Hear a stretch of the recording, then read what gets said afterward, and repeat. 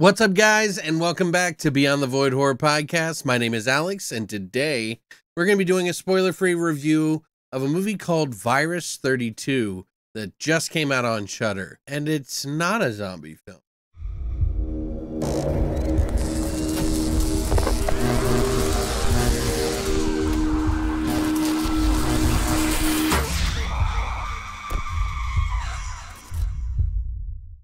So Virus 32, I saw the trailer like a couple of weeks ago when Shudder was announcing their movies coming out. It's an Argentinian sort of Uruguayan film that is using the language of Spanish, so there are subtitles by director and writer Gustavo Hernandez, who has done other movies in the past. In fact, he did a couple of TV series and a movie called You Shall Not Sleep, as well as Local God. He gets some help from Juma Fade, who is also a co-writer of his that's worked on other projects. Most of the cast I don't really know, but you know, we have Paula Silva and Daniel Hendler, who are pretty much the main people in the movie.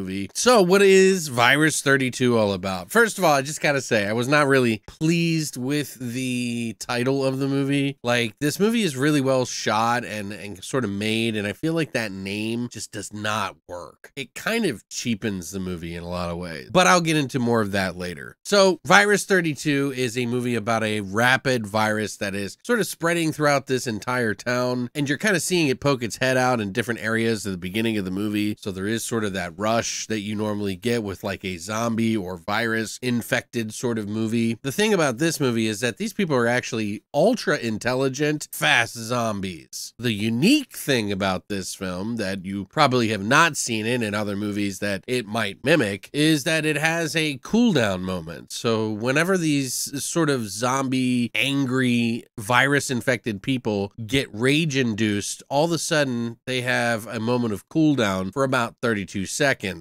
Hence Virus 32, which makes sense, but I think it's a little too on the nose. So what was it like? Well, for the first 15 minutes, I was really into the pacing, the vibe, and the feel of the movie, and I think they did a really good job. There wasn't this like all-out fucking crazy, you know, thing going on. It was really just kind of the outer fringes of people doing weird things on the outside. The whole time I'm watching this, by the way, I'm like thinking of the movie The Sadness, which is also about sort of like some sort of virus that is mutated into causing people to be ultra violent, hyper intelligent, completely depraved people, kind of like the comic book Frost. This seems to be a kind of a thing. But you know, I think we're seeing a side of the world right now that is like pushing people into categories and into boxes.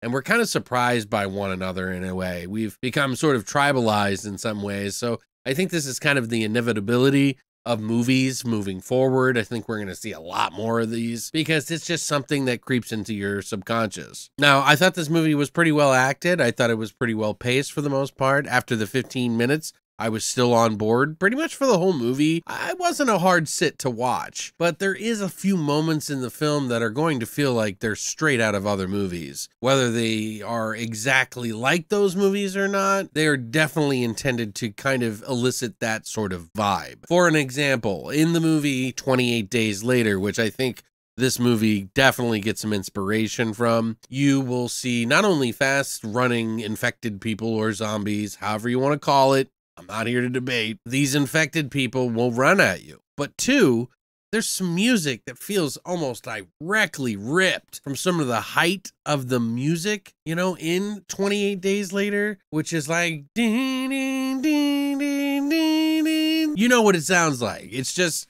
it starts to kind of build, and there's like this guitar and drums and stuff. They kind of give it this sort of like oaky, kind of real feel to it that make you kind of really drawn into the movie. And I feel like that this movie sort of borrows that sort of sound, and perhaps maybe that's what they told the guy who was going to be making the music. Or perhaps maybe that was entirely the person who made the music's choice to kind of make it feel that way, and the director had no clue. But I would have to think that the director knows about 28 Days Later. We do get sort of the mother-daughter team where there is a mother who is kind of had a tragedy happen in her life where she's kind of remained distant from her child and still being sort of a goofy sort of teenager in some ways, because she doesn't want to face reality. And so they are stuck together in this situation. She takes her to work and all this shit starts to go wrong. There are some pretty tragic moments in the film, surprisingly. And like I said, it is really well shot and paced. The practical effects are really good. There's a lot of really good things about this film. Like, it is a solid made film. It's just where the story elements sort of